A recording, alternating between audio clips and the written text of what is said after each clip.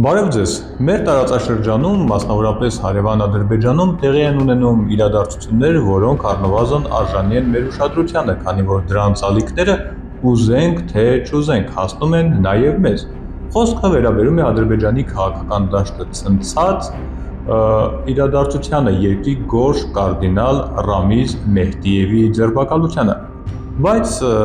նախ եկեք հասկանանք, թե ով է Ռամիզ Մեհդիևը։ Սա շարքային պաշտոնյա չէ։ 87-ամյա Մեհդիևը Ադրբեջանի նորագույն պատմության ամենաազդեցիկ դեմքերից է։ 1995 թվականից մինչև 2019 գրեթե քառորդ դար նա զբաղեցրել է նախագահի աշխատակազմի ղեկավարի պաշտոնը։ Սա նշանակում է, որ նա եղել է իշխանության կենտրոնում և Հեյդար Ալիևի և որդու Իլհամ Ալիևի օրոք։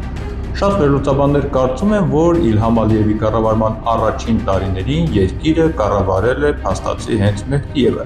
Նա ոչ միայն պաշտոնյա էր, այլև իշխանության գաղափարական հենասյունը։ Ամեն ինչ որոշողը մարդ, ում ձեռքերում կենտրոնացված էին ահռելի լծակներ։ Եվ ահա այս անձեռնմխելի թվացող ֆիգուրին մեղադրում են ոչ ոչ պակաս պետական դավաճանության և իշխանությունը զավթելու փորձի մեջ։ Ըստ ադրբեջանական պաշտոնական աղբյուրների, Մեհդիևը օգտվելով ազալ ինքնաթիռի կործանումից հետո Բաքվի և Մոսկվայի միջև ստեղծված լարվածությունից, Ռուսաստանի աջակցությամբ պետական հեղաշրջման ծրագիր էր պատրաստել։